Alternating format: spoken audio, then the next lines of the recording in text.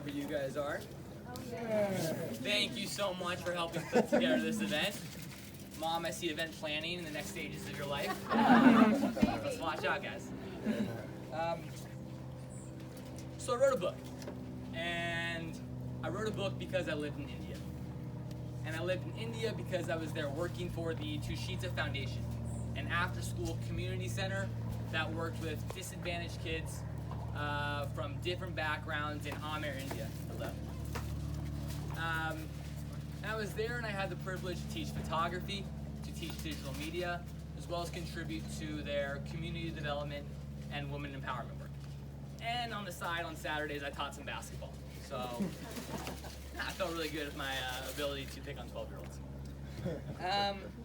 And I loved it. It was fucking fun, right? It was really fucking fun. I had such a cool experience while I was there, and it doesn't mean I didn't struggle. I didn't know how to play playground cricket. I constantly got my ass kicked by a bunch of like 8-year-old boys, and I still don't really understand the rules. I made a fool of myself dancing to Bollywood music every single Saturday, and every single wedding or random party or every religious celebration. I always just made a fool of myself, and I can't really dance in general, and Bollywood music didn't help. I got sick a lot and often. Within the first week, I became intimately familiar with my toilet. We became good friends. So it was tough. It's in there. I like to say diarrhea is part of the experience sometimes. Still, despite the diarrhea and despite the losing to little kids in playground cricket, my time in India had some of the most memorable, impactful, and meaningful experiences of the short life that I have lived thus far. And I attribute this positive outcome that I had, these positive experiences, really fundamentally to the degree of integration and connection that I had with my new community there, the local community of Amer and the Tushita Foundation. It got to a point that I could walk down the street and I would know who lived in that house, who lived in that house, and also who lived in that house over there. I know whose grandma lives on the 3rd floor of that and who's over 100 years old. I know whose dad is the chef at the corner of that restaurant. And I know where all the tourists go to take pictures of the same elephants in the same fort. I really got to know the area. And you know, those who know me know that I have a deep fascination of the art and travel. I've had the fortunate opportunity to travel a lot already and hope to continue doing so.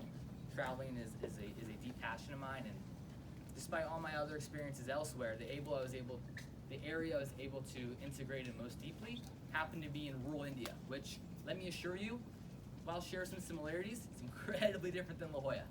La Jolla Country Day and Bishops and La Jolla High are not, that similar to the Tushita Foundation in educational quality and resources that they have. So really it was this variable of identifying and incurring responsibility in the community, which is what made the experience so meaningful. So I want to read something really quickly. It's a brief excerpt from my book. It's in the section where I talk about students and student life. The title is called Muskan, Favorite Student Number 3. I did have favorite students. The Elephant Girl. And to provide some context, Muskan was a 7-year-old in my Daisy class whose father's business was an elephant driver, a mahout. And basically for marriages, other celebrations, for tourists at Amer Fort, he would, transportation in general, take them around on elephants. So I got to know Muskan's family because I was there teaching photography, and all the students always wanted to go to Muskan's house because everyone wanted to take a picture of Maruti the elephant. So this is a quick paragraph. Muskan was the final student I said goodbye to. She invited me over to see her parents after school, but I still had to be at the foundation, so I said I wouldn't be able to make it. She left that afternoon before I was able to give her my gift.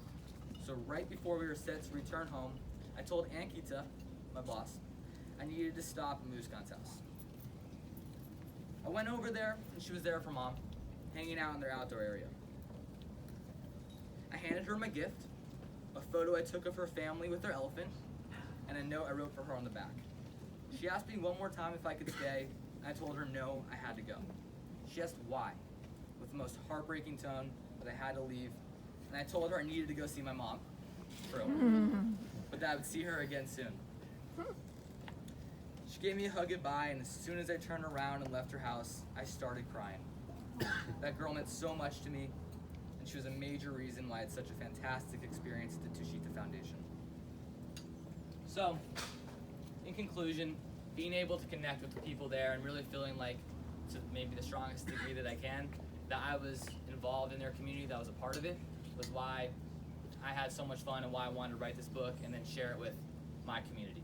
So, lastly, I know that we're here to celebrate the book and to celebrate me, and I'm super appreciative of that, but I hope that by opening up our home, everyone else is here to have a good time, can party, can celebrate, and cheers. Cheers. All right. Yay. Yo,